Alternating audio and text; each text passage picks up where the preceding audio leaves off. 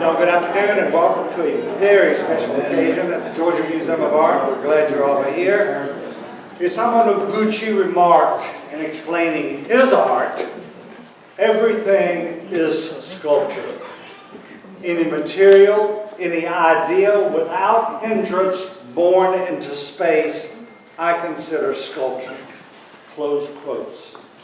As you will see in the exhibition upstairs, Richard Hunt could have made the same declaration, for he shares the same relentless curiosity, that piercing perception, that envisioning of drawing in the ether, such that solid form emerges from the vacuum of light and air. Indeed, Richard describes his work as an attempt to reconcile the organic with the industrial. I am only here this afternoon to introduce Richard, who will be talking directly to you about his career with Shawnya. Suffice it for me to say that he was born in Chicago and still lives there. Early on, he became fascinated with animal and insect morphology, an interest manifest in his art. Were I you, all of you, and had the chance to hear arguably one of the most inventive minds of the 20th and 21st centuries, I would pay close attention to his early career in Chicago when he is described as the major open-form direct metal sculptor in America. Or I would remark on his firm belief, reinforced by experiences in Europe and by the influence of David Smith and Julio Gonzalez, and Richard, you may not have heard this before, Umberto Boccioni, that steel, aluminum, iron, copper, and bronze would be the fabric of his art, that he could source, in the contemporary parlance, such materials in found objects, in auto parts, in industrial site garbage, and transform them into sculpture with the fire of the welding torch, the strength of his arms, and the acuity of his vision. Were I you, I would hope he will discuss this afternoon his late inspiration to create hybrid forms, as he calls them, where he combines the closed and the open, where he suggests movement in stable matter. And yes, I would want to hear from this most prolific of artists about his large-scale public commissions that now grace the American landscape in metropolis and burg, in campuses, in parks, and in private collections. As you see, I would have numerous questions, even though I've known and admired Richard and his work for many years.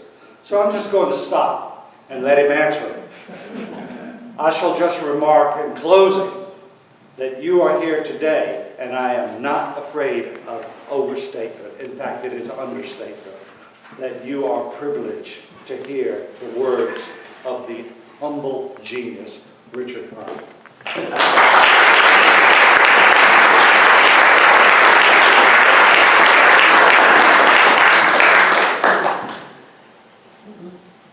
So I guess we're getting, okay. So, for those of you who don't know, my name is Shawnya Harris, and I'm the curator of African American and African Diasporic art, the Larry D. and Brenda A. Thompson curator. And I want to welcome you all for coming tonight to this conversation with one of our iconic American sculptors, Richard Hunt, here at the Georgia Museum of Art, which is on display.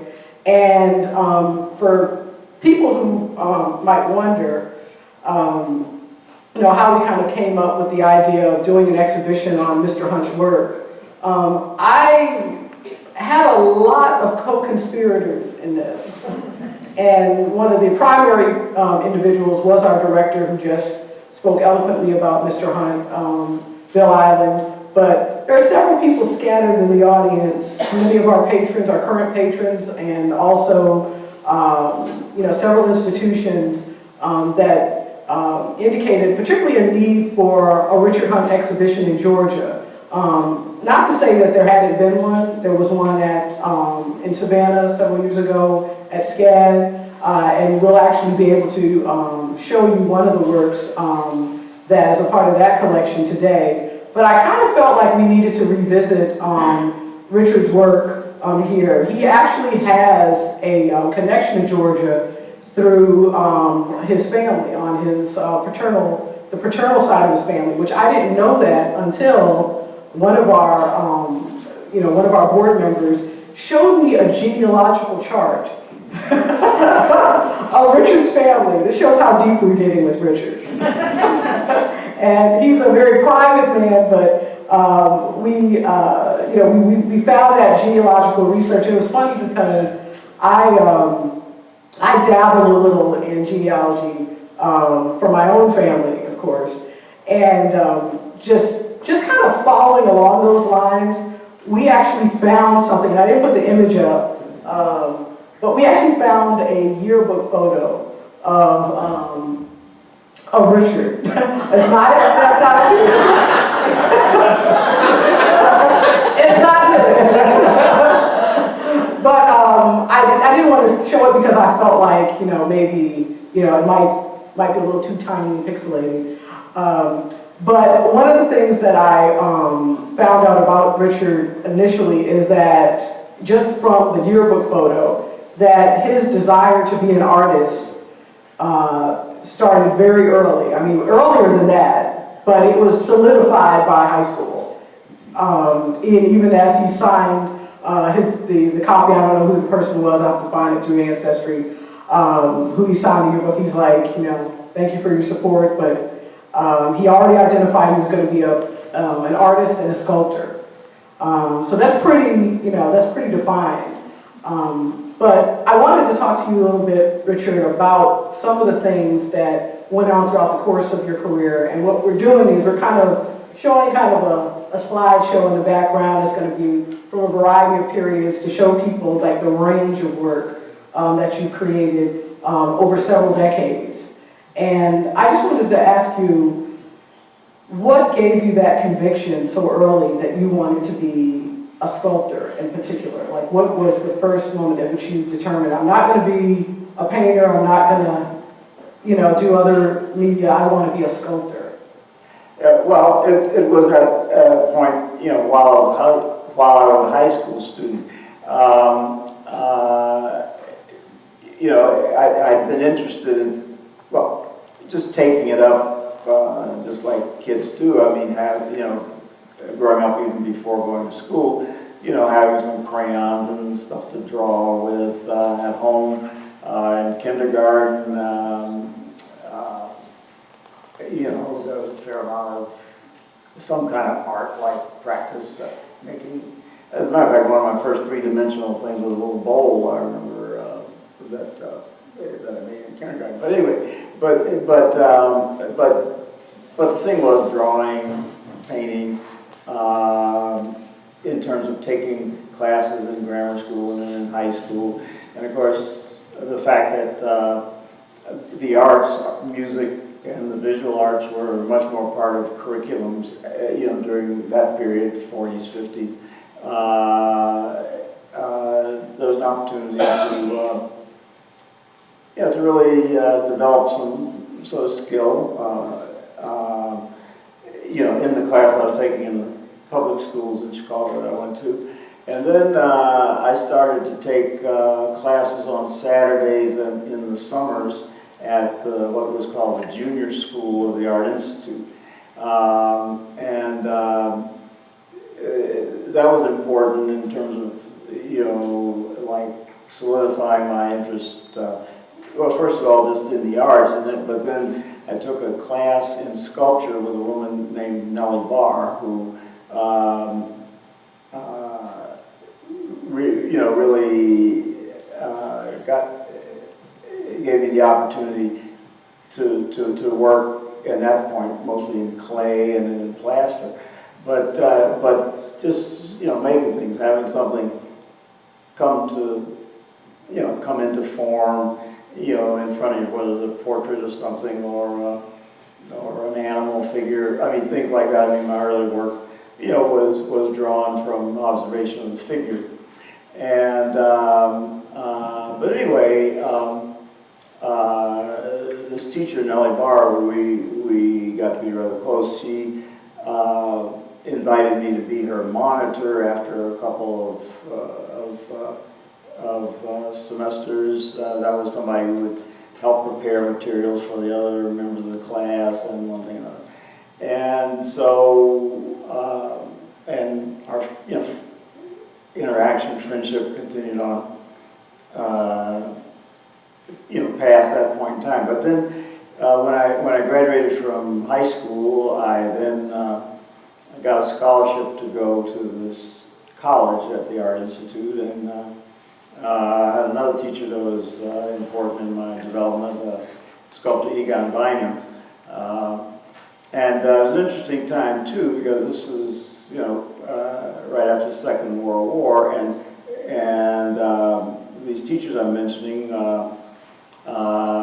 both escaped the Nazis and ended up in Chicago. And for instance, this woman Nellie Barr, she and her husband, they'd been at the Bauhaus, and then were living in Paris when the Germans came to Paris.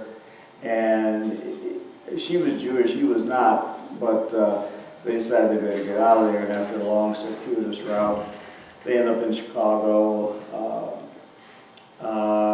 He ended up being the chairman of the painting department at the school, the Art Institute at the college, and she taught sculpture in the junior school.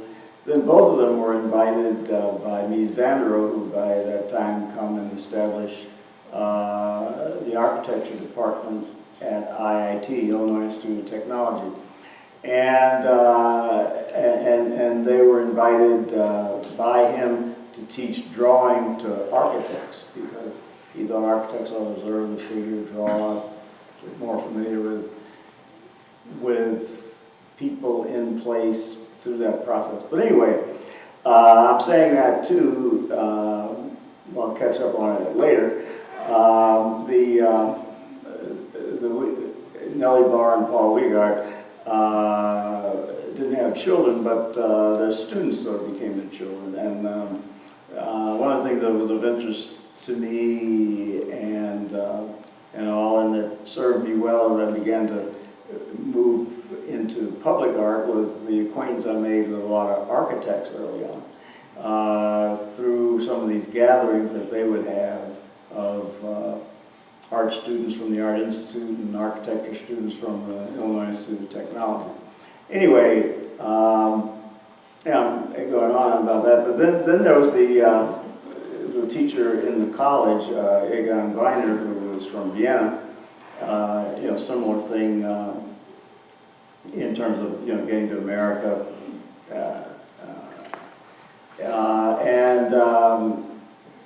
he was very active doing a number of commissions in Chicago, and one of the things that was interesting about him, he was also very much into music, and we were right across the street from the Symphony Hall, and he would, as a matter of fact, so this other Viennese guy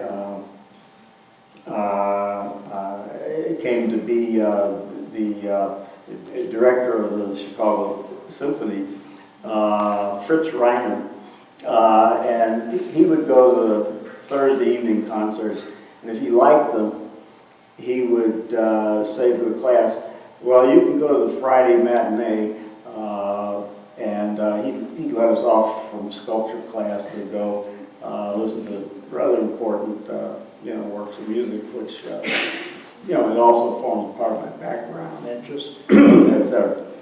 But anyway, so that's something about my beginnings from kindergarten through college. And next question. That was a great summation. So you talked a lot about your initial instructors at the Art Institute. Could you talk a little bit about when you first began to actually exhibit your work kind of formally to the public? Like at what point, like how old were you? Well, I was, I guess, second year student in the college. Yeah, so 19 or whatever. So were they in local exhibitions? Yeah, right. I mean, okay. So as a matter of fact, an example of one of the first things was that this little figure, which was, you know, the first slide that came on there.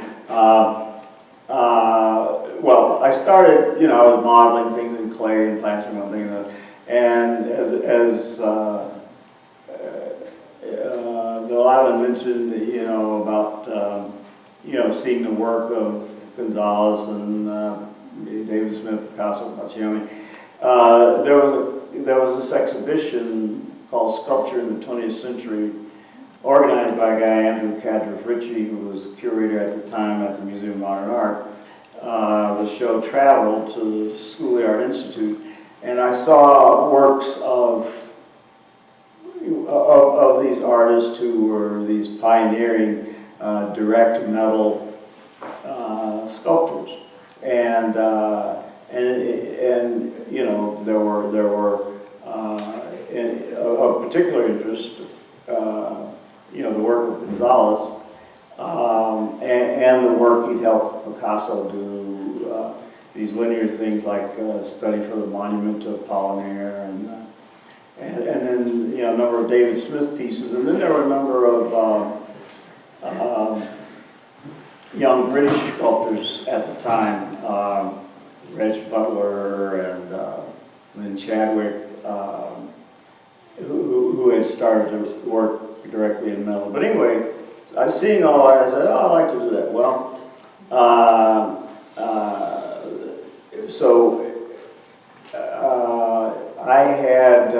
I said, well, you know, what can I do? Okay, so I went to the hardware store, got some wire, zinc-coated wire and lead solder, and started to make these little figures like the one you see, you know, the one that's in the collection now, and that's shown up there. Anyway, I made a lot of those. It disappeared. Anyway, I made a lot of those, and there was at the time an annual Artists of Chicago and Vicinity show, where you know, where people could submit work, you know, to be juried in or out of a show that had Artists of Chicago and Vicinity show. So I entered that and got one of those kind of sculptures in it.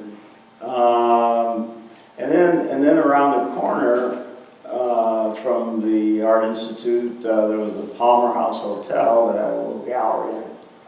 And you know, one day at lunchtime, I went over there with some of these little figures and, you know, showed them to the woman who ran the gallery and said, you know, how would you like to show these? And she said, yeah, fine. So she, you know, so that's the first gallery I showed it.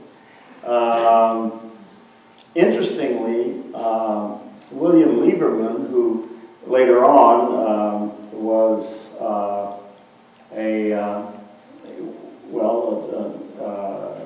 chief curator for a while at the Museum of Modern Art. Anyway, he had been at the Art Institute, got one of these little figures of mine. But anyway, and he followed my work, and he was the one who invited me then to have the show in 1971 at the Museum of Modern Art. But anyway, it's just kind of funny coincidence that he was visiting the Art Institute, staying at the Palmer House, and bought one of these little figures when I was a sophomore. But anyway, what was the question? I actually forgot. But that was a good answer. Oh yeah, but then, yeah, getting started, yeah, and then there were like art fairs, you know, you know, in terms of starting to show my work, art fairs, And then there are some other galleries in Chicago that I started exhibiting when I started doing these larger things. You know, after working with soldered materials for a while. As a matter of fact, one of the things about this is that, you know, I was a commuter student. You know, I lived at home and, you know, got on the bus or the elevator train and went downtown to the art institute. But anyway, so like I succeeded enough, you know, selling these little soldered wire things, got enough money to buy a welding outfit, oxyacetylene welding. And then I went home and said, Mom, Dad, yeah, I'd like to make some sculpture in the basement, you know. So they're indulgent enough to say, oh, go ahead. Neighbors would come by and say, you let your son weld in the basement. You burn the house down. Well, you know, fast forward, I didn't burn the house down, and I made these welded metal sculptures. And you're like, the ones you see up there, and then some of the more figurative ones like the Arachne. You know. But anyway, and then, you know, then I started to show those at other galleries in the Chicago area. And well, one thing led to another, yeah. And I submitted more work, some of these larger welded metal sculptures to the annual Artists of Chicago and Vicinity show.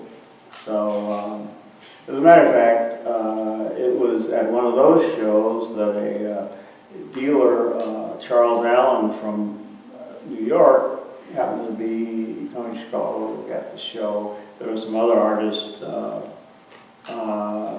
whose work he showed in New York, who, you know, anyway, he'd come to see their work. They saw my work and took an interest in it, and, you know, invited me to show in his gallery. There's a picture of an early show in that gallery. They'll come up at some point. Yes. It should be coming up at some point. Yeah, but anyway. It'll roll by. Yeah, right, yeah. Yeah, as a matter of fact, that was my first show in New York at the Allen Gallery, which was on 65th and Madison, on the second floor, in 1958. So if you could talk to us a little bit about, you know, you mentioned your influences of Julio Gonzalez and others with direct metal welding. For people who may not understand what that means, could you explain like what a difference that might have made in terms of your work? Yeah, well, I mean, like, okay, so, yeah, I mean, it's a way to describe the process. So, okay, so it's taking metal, you know, doing whatever you want to do to it, shape pieces of it, and then put the pieces together, and at that time, with an oxyacetylene welding torch, melt the two pieces and fill in the space between the two pieces with what's called filler rod. And so you have these two pieces coming together to make something and add other pieces to it. So you end up with some sort of form. Or linear pieces that you'd weld end to end or wrap around one another, that kind of thing. So what were your primary subjects, would you say, early on? I guess it would be a range of subjects. You know, a lot of people talk about, you know, your melding of the organic and the industrial. But, you know, like what is your thought process in terms of like how you begin to kind of design a particular work of art? Well, there are different approaches, you know, depending on, you know, what kind of you know, thing gets a particular work started. I mean, like you know, early on, I started to do things that had a certain amount of form to them, you know, as well as the more linear things. Okay, so there was the welded form sculptures, and then the linear drawing in space sculptures. And of course you can see there's some where you take rods or pieces of tubing and make things that expand or do something in space. And then the others which can be sort of more monolithic or figural or combining, various, three-dimensional elements into something.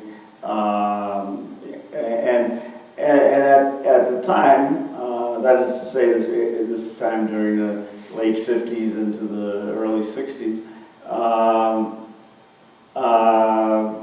there was experimentation both with the drawing in space and with developing forms, some what you might call abstract. They might have organic elements, where you take a sheet of metal or a piece of metal tubing and shape it so that it became like a branch or a leaf. And then these other pieces, I was interested, as we talked about, there's a piece, Arachne, which, as a matter of fact, was another interesting thing. After being in the Chicago vicinity shows, I was invited by a curator named Fred Sweet, who was curator of American art, to participate in the biennial American shows that the Art Institute put on. And so I did a piece that he selected titled Arachne.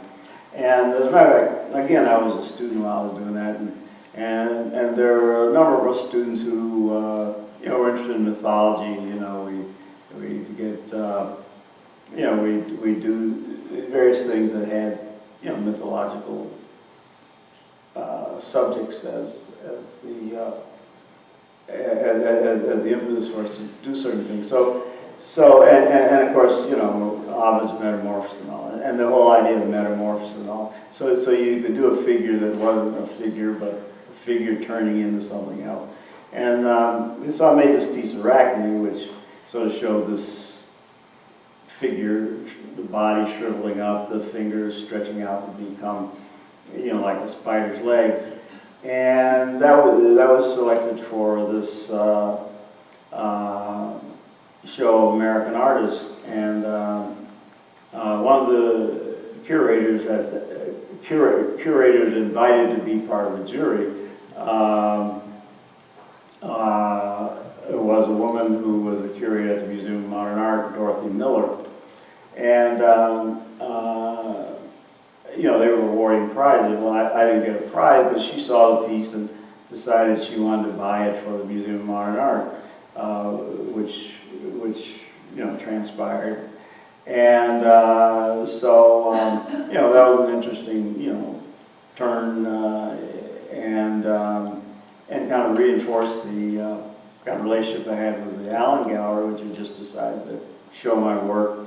And so anyway, I was like a junior at the School of the Art Institute when the Museum of Modern Art bought that piece. So you... But this was all because I was working at home. I mean, that is to say, again, fast backward,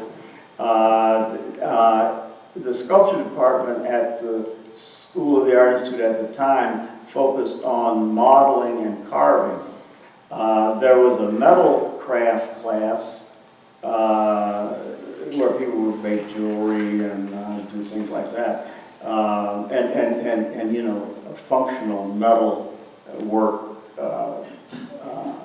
And as a matter of fact, I took that class, just to get a little more experience working with metal, making just sort of useful things out of metal, but turning that to advantage in working on the welded metal sculptures. But anyway, that's part of it. So the next question I was going to ask you a minute ago was you mentioned the purchase of Arachne, which is shown here by the Museum of Modern Art. a lot of people, have, reproduced this in several catalogs and books, particularly a show that would take place several years later, in 1971. What do you think is what maybe kind of distinguished this particular piece amongst maybe other works that you may have shown or they may have seen that you kind of produced? Because I think one of the things that many people have found interesting is this melding again of the mythology, but also fusing it in with this kind of modern, this vocabulary, this visual vocabulary of modernism with the industrial, and your ability to kind of integrate, that classical theme, the classical mythology, modernism is kind of what becomes a part of this, as I call it, synthesis, of form. And can you tell us a little bit about like what pieces actually make up the whole of this sculpture? Because it's really interesting, when I've heard like some of the parts that made this a whole. Yeah, right. Okay, yeah. So, well, starting from the bottom up. The base, the round base, which is, a little bit curved, is actually a disc harrow, you farmers know what that is. And then, some pieces of pipe that come up from it. Some of the parts of the legs are part of the exhaust pipes. The head with the bulging eyes, those are the shades on gooseneck lamps. Those are two of those. And the part where the bulb goes in and where the eye is. Those are easily identifiable pieces. Others are just strips of metal cut and formed a little bit, to make the body. And the extended fingers that become the spider's legs are just pieces of metal tubing, not tubing, but rods, yeah. Sometimes they're rods and sometimes tubing. In that case, those were rods. Yeah. So the economy of using like many found pieces of metal, is that something that you originally conceived of, or was it kind of built up in part out of necessity that there were things that were available, in junkyards? We have this, infamous photo of you in the junkyard on Clyburn Avenue. Was it a part of your imagination from the beginning that I want to use found objects, or did it kind of evolve as you just were trying to kind of develop your? Yeah, well, a number of these sculptors that I mentioned, Reg Butler, Chandwick, and any number of them in the United States, David Smith, that got to be a way of securing material to work with. And of course, it gave any number of people that started working directly in metal, an opportunity to, well, on the one hand, you might just call it cost cutting or just making use of what's around. But it's not, but as a matter of fact, one can compare it to collage in two-dimensional work. There are all kinds of things that various collage artists, painters, put on canvas, or made collages out of. So it's three-dimensional collage, you might say. So you graduate from the Art Institute. You've already kind of, began exhibiting and so forth. You've won some prestigious fellowships to study in Europe. But then you were drafted. Right. But what's interesting is you still continue to produce while you were in the military? That's true, yeah. Sometimes being nearsighted comes in handy. you know, at that time, of course, there was what they call universal military service. You know, you got over 18 or whatever, you know, local draft board, you signed up, and then, you know. Okay, so,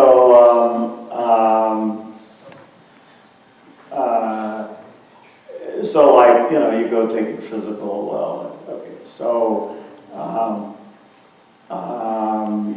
anyway, and then, you know, went through basic training, and so I could be something like a secretary or go into the medics. I ended up going to the medics and went from Fort Leonard Wood in Missouri to Brooke Army Medical Center in San Antonio. And, oh, by the way, I'd gotten this fellowship when I graduated from the Art Institute to travel in Europe, so I spent about 9 months, mostly in Italy, where I'd wanted to try casting. There was a foundry that some people had told me about. And so I spent a lot of time in Florence, but traveled around England, France, Spain, but more through Italy. But then anyway, I got back, and my draft board wanted me to come in and sign me up. I had arranged with the Allen Gallery, as a matter of fact, a picture of the exhibition that was there. I was in 1958. So I got a 3 months deferment to finish the work for that show. And then I went down to Fort Leonard Wood. And anyway, so then after getting to San Antonio, and, you know, taking medics basic and whatnot, I happened to run into a guy who was actually from Chicago and who, we met at the service club, and he was about to get discharged, and he had this job, MOS, military occupational specialty of artist. He did illustration and sign painting and all. And I wasn't very good at that, but I faked it, and I was able to get his job. And you know, when he got discharged, and so I stayed at Brooke Army Medical Center, you know, during my military career, and then got to know some of the artists in the San Antonio area. Got to show in a gallery there called Stuart Rickard Gallery, which was actually in the alley behind the Alamo. There's a street called Mulberry Street, right by the Alamo. But anyway, you know, then after that, I ended up coming back to Chicago, and you know, started back doing what I was doing, and as a matter of fact, taught for some time at the Art Institute and at the University of Illinois in Chicago, as well as making my sculpture. So when you returned to Chicago, where was your studio located?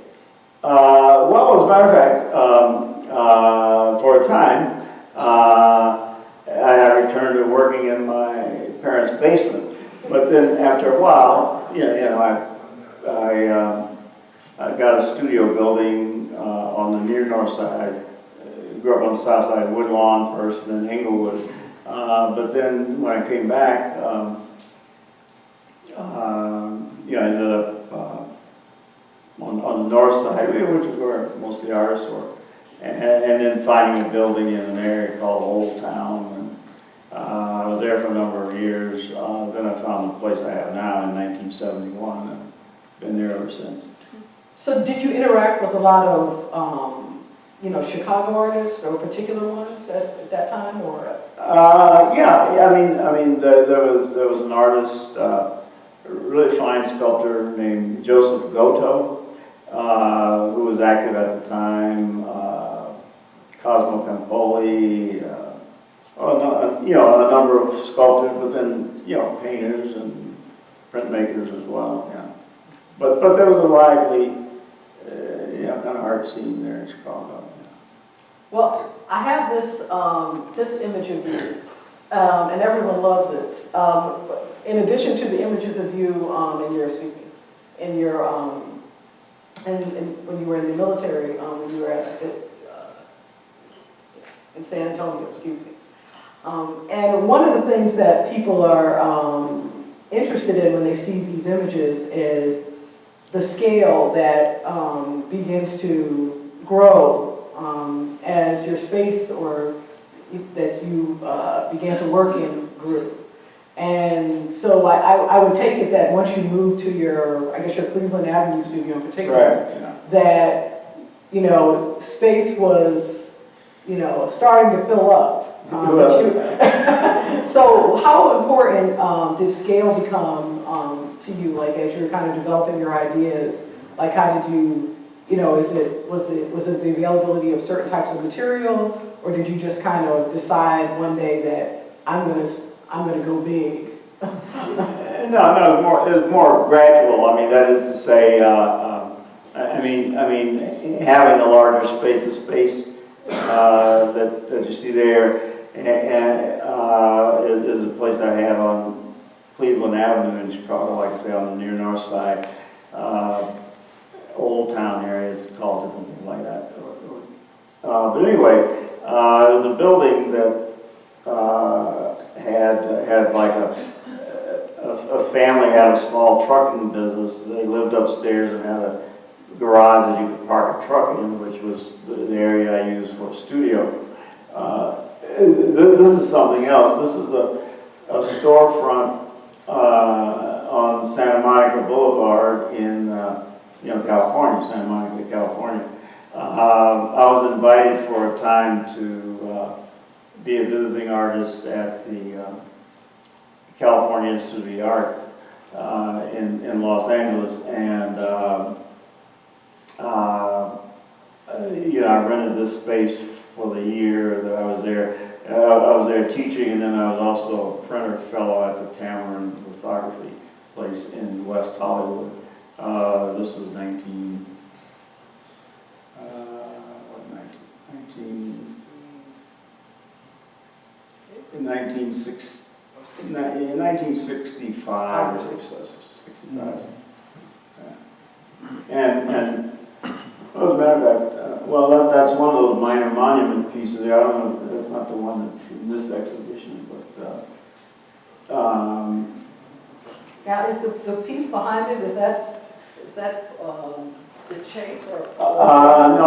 no, it's another piece related to the chase, but I made the piece, the chase, when I was there in this gallery, in the studio. And as a matter of fact, I took it out on the beach there in Santa Monica and took a picture of it. I mean, I think you've seen pictures of it in the sand. Image of it. I'll just scroll back to the. Yeah, that's the chase. Yeah. So the chase is interesting. We were working with it and when we were installing it in the gallery because it kind of brings together again, a lot of elements, influences that are related to nature. Some of our curators of education are excited because they think that particularly children, but adults as well, are fascinated with the forms, how you're able to kind of create, these wing-like images in many of your works. Not just this work, but with several works you'll see have these kind of winged forms, whether they be people or whether they be animals or insects that are suggested. But then they can also transform into other things. So this idea of kind of transmutation or metamorphosis is pretty strong in your work. But what I'm always fascinated with is how are you able to, how long would it take to create a work such as The Chase? That's why I was interested in that last slide, to see like how long would it take for something like this to evolve? Do you kind of, start in that, kind of go back to it, or do you kind of stay at it until you complete a form such as this? I tend to work on pieces like this several at a time, and I mean, I'll add something to that and then add something to something else. I mean, there are times when you want to finish a piece for an exhibition and you just work on it. But I mean, you know, something like that, it could be made in a month, say. And I mean, what you see here are, again, parts, chrome steel tubing, you know, some of it from like chrome plated dinette furniture, and then the larger forms are sections of bumpers welded together. And yeah, like I said, the linear parts more like arms, legs of dinette furniture, maybe some handlebars, but all steel that's been chromed. And then some of it is obviously you weld off some of the chrome in the weld area, and then that gives a certain color or whatever to the chrome. You know, some of which you use, some of which you sand or polish away. But I don't start a piece with an idea that I'm going to finish it in so many hours or so many days. You know, it's a matter of this, what's going on in the studio, and I mean, like I say, there's several pieces. I might, you know, turn away from one to do something, and then turn back and say, oh, I want to put this on that piece or something like that. So did you work alone completely, or did you at times have individuals that worked with you on some of your works? Well, in these pictures we've been looking at, the studio in Santa Monica or in Cleveland, I did all that. Yeah, I worked all on myself. It wasn't until I started to do larger scale things, you know, commission things, that and in the first, you know, larger scale commissions that I did, I worked in a welding fabricating place. You know, because the first, what I would call major commission, was that one, yeah, called Play. And so those are, you know, made out of large pieces of Corten steel, and that was worked on in a welding fabricating shop, and you know, they could handle the size of the material and all, and that piece is about 12 foot square at the base and about 9 feet in height, and so anyway, so I started doing that in these in one or another fabricating place. In 1971, when I have the studio I have now, which was an older industrial building made, it was made as an electrical substation. But anyway,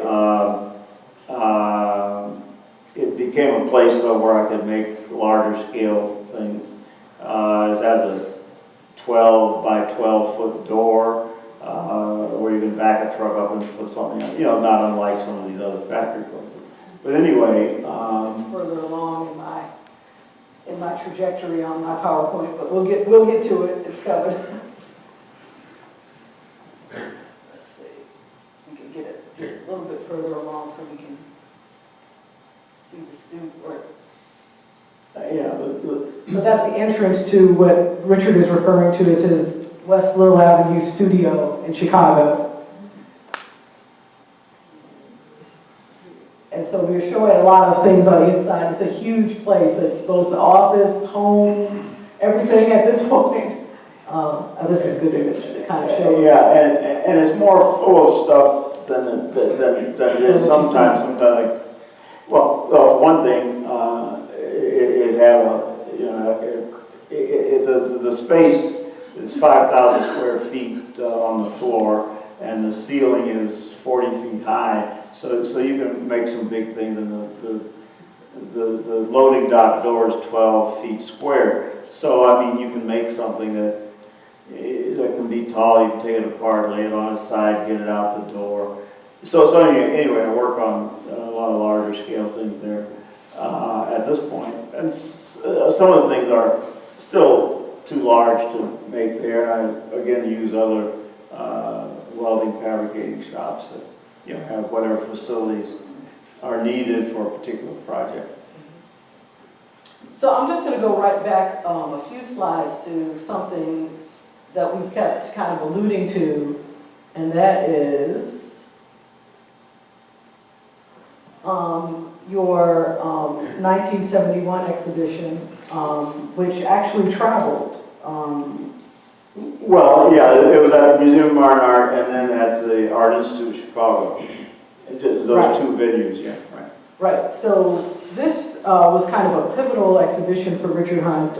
It's cited several times, in the literature as a pivotal exhibition. And it actually opened alongside, around the same time period, as another artist that many of you may have heard of, Romare Bearden, had a landmark exhibition at MoMA at the same time. What did it feel like at that point in history for you to kind of be exhibiting at the Museum of Modern Art? Was it like, it's about time? or did it feel like this was something major in your career? Well, it was sort of both, and it's about time. There's also what else was going on in the world, in the United States, civil rights movement, and as a matter of fact, the Museum of Modern Art was kind of besieged. There were workers at the Museum of Modern Art who wanted to unionize to get higher wages, curators and all that. Can't imagine you all striking here. But anyway, there was a strike, as a matter of fact, I think that the name of the group was Pasta Mama. Placards on that. And then, part of the civil rights movement was saying that, they didn't show enough art of African Americans or the diaspora or whatnot. And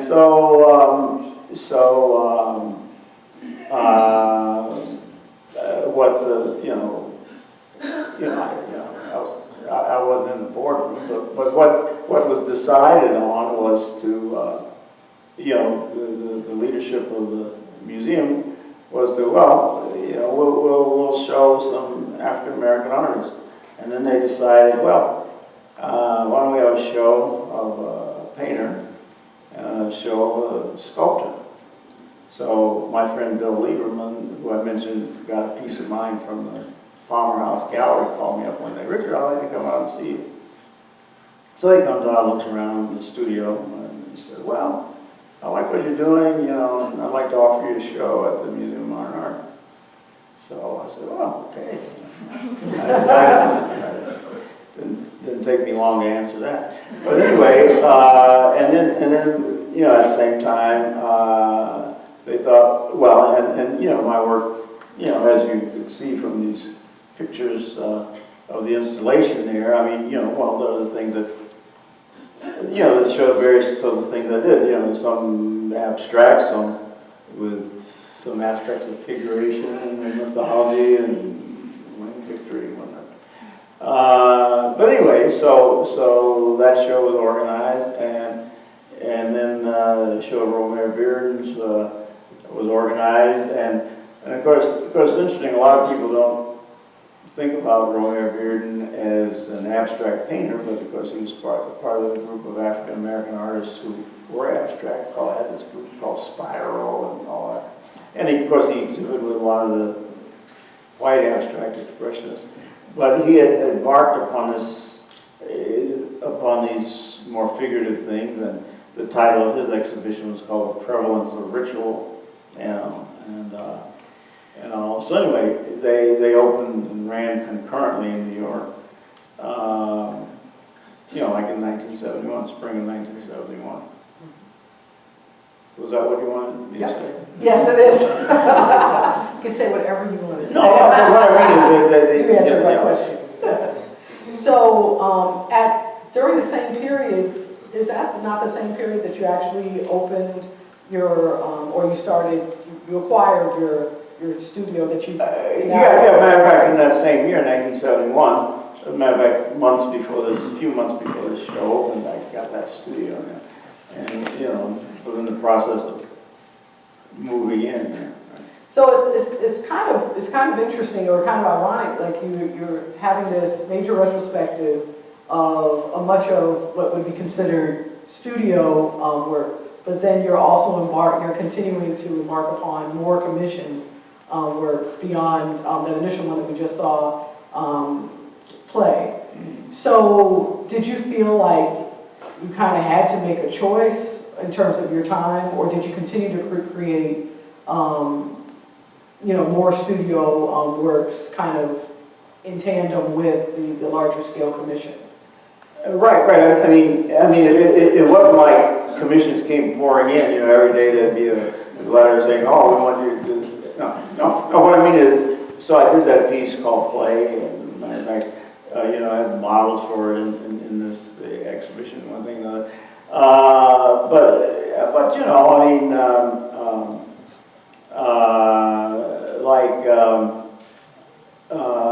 over the years, another commission would come along, but I divided my time probably 60% working on things to exhibit and maybe 40% time working on larger scale things. And that would vary from year to year or whatever. In terms of what opportunities for commissions came along, or but I was always making things to exhibit, and yeah. And another thing is, for a time, I set up, along with another friend, a foundry in the Will Street studio. After a while, though, we decided that wasn't working out because just the way you have to organize a place to pour metal is different than the way you organize a place to fabricate metal. And so opted for, just sending stuff to foundries rather than trying to do it all in the same place. So you kind of briefly talked about the civil rights movement and the impact that had on artists and institutions during that period. And just kind of to advance a little bit,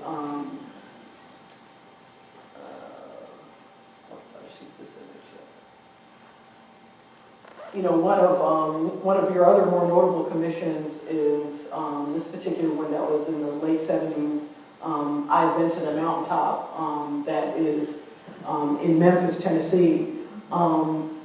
Could you talk a little bit about like commissions such as these kind of more commemorative ones that maybe relate, to maybe civil rights or things of connected to, for example, African American history, and we'll see an image in a minute of another one. Well, the idea, at a certain point in time, citizens of Memphis thought that there ought to be some sculptural commemorative of, King's time there, his untimely death there. And then as part of downtown redevelopment, where this piece was originally installed and just actually set in place in the middle of what's called Mid-America Mall, as part of a redesign of the downtown. They created this mall that was basically a pedestrian mall,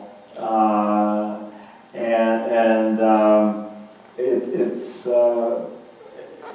looking at this piece to the right, on the right side of the mall, the Federal Reserve Bank. On the other side is the city's convention center, and if you go beyond, behind what this is, you get to a place to embark, to go to Mud Island, where there's an amusement area, and then down the other way is Beale Street. But anyway, but the idea was to create this broad thing going back and forth, and the sculpture was placed there. And of course, the interesting thing about public art, commemorated places, they don't stay the same. After a while, Since the urban plan didn't seem to be as effective as the city fathers had hoped, and they thought connecting Beale Street with Mud Island, to areas where you'd want tourists to go and people have easy access to, they decided to put a trolley that went down the middle of this, and this piece was moved to the side over near the Federal Reserve Bank, and so a trolley runs down the center of Mid-America Mall now. It still didn't solve the problem, I mean, in terms of getting more people to go to Mud Island, but anyway, but then more recently, as a matter of fact, early this year, on the occasion of the 50th anniversary of King's assassination, they decided to build a park called Park of Reflection and move the piece from its site by the Federal Reserve Bank to the Park of Reflection, where it is now, and there to see it rededicated and all that. But anyway, that's what happened with that piece. And then of course, the idea here was this piece had the ramp and these kind of abstracted sort of mountain shapes, as I think of them, and all. But there's actually incline up that, and of course there I was with a couple of people involved with the committee that commissioned me to do it, standing there looking down the mall, and so the way to have your own little mountaintop experience, and the way the topography is, the mall angles down toward Beale Street, so you go up there and you look out over, and like seeing the promised land or something. Well, I've been given the cue, so I'm just going to scroll through a couple of images for a few seconds, and then we're going to open it up to some questions. This is a maquette for a work or a commission that is in Atlanta, Wisdom Bridge, this one. Right. It's in front of the Atlanta Public Library, so we do have monuments right here in the state of Georgia. Well, you may not have long to look at it there because they're doing a big renovation of the library and have decided to move that piece somewhere else. Oh, here we go again. Yeah. Now maybe if you could go quickly to Augusta, there's a piece that as far as I know is still there. Yeah, there's a piece that's in Augusta. Tower of Aspirations, and then the lower element is... And they went down both into the water. Yeah. Springfield Park.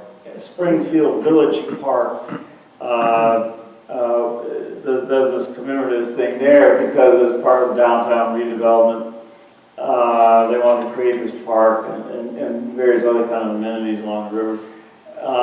And it was discovered that there was this, later incorporated into the city was the Springfield Village, which was a place that, from revolutionary times had been inhabited by both slaves and free blacks.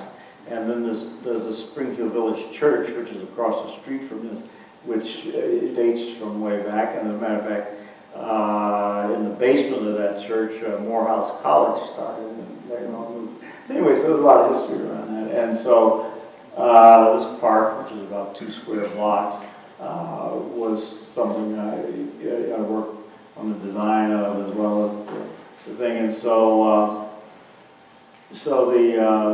Tower of Aspiration, aspiration of people and all that. And then in the pulpit above the church, Springfield Baptist Church, there was this quote from the Acts of the Apostles, and they went down both into the water, which suggested this little fountain thing. And so anyway. So we didn't really get a chance to talk as much about the works on paper, but just as as of note, we do have examples of Richard's work in lithography. Excuse me for a minute. And he did several projects with a variety of presses to kind of share kind of his, artistic vision through lithography in addition to metalwork. And these are just some additional images of works that he's done, individual works. And then you probably already saw when I flashed by the Little Street studio. He also has an additional space in Benton Harbor, Michigan, that he goes between very frequently. But this is kind of the hood. Here's our director in a park that's across the street from the Little Avenue studio that also has works in John Poe Park by Richard. I put that image up only because Richard has an extensive library, art collection, you name it, in both of these spaces. So he's a voracious reader, as well as a person that loves to collect copiously. I actually brought this bag. I don't know if he remembers this. When we were on our way to his Benton Harbor studio, we made a stop by a rest stop, and I just assumed it was to, just take a bathroom break. But Richard said, hold on a minute, we need to go through the gift shop area and where the magazines were. He went and looked at every single newspaper magazine they had on display. He reads everything, he looks at everything. So, many people who don't believe that artists actually read or look at anything, you need to stop by Richard Hunt's studio. And some of these pamphlets might actually be in the studio as well, and I kept them just for tonight. And then this is just showing him at work. These are some cardboard patterns that he's often used to kind of shape out portions of, shapes that he wants to create in his sculpture. Well, as a matter of fact, I tell people it's a lot like sewing, I use cardboard because of, but like butcher paper, people like, patterns with clothing, And hammering. And this is another space that he often works with people to help fabricate. This is, was it Moynihan's yeah, space? Brian Monahan, and we were working on the piece, actually that's an homage to Bearden and the Spiral. It's called Spiral Odyssey. Right. We were working on that piece in Brian Monahan's studio, and here it is in the Romare Bearden Park in downtown. And this work, some of you may recognize in Washington, D.C., at the National Museum of African American History and Culture, in their lobby, and we have the maquette in the exhibition. Swing Low, referencing Swing Low, Sweet Chariot. And I just had to throw this in because our director wanted to. Richard often takes images of his own work. This is in St. Joseph, Michigan, excuse me. And you see another important work, and he's photographing his own sculpture as so Had to get the right angle. Had to get the right angle, so he's lying in the weeds. And this work is actually outside when you came in. It belongs to one of our board members. It graces the grounds outside. It's called Ascension. And this is just a reference to a work that Richard just completed at the Kraussel Center in St. Joseph, Michigan. And then we're back at the beginning.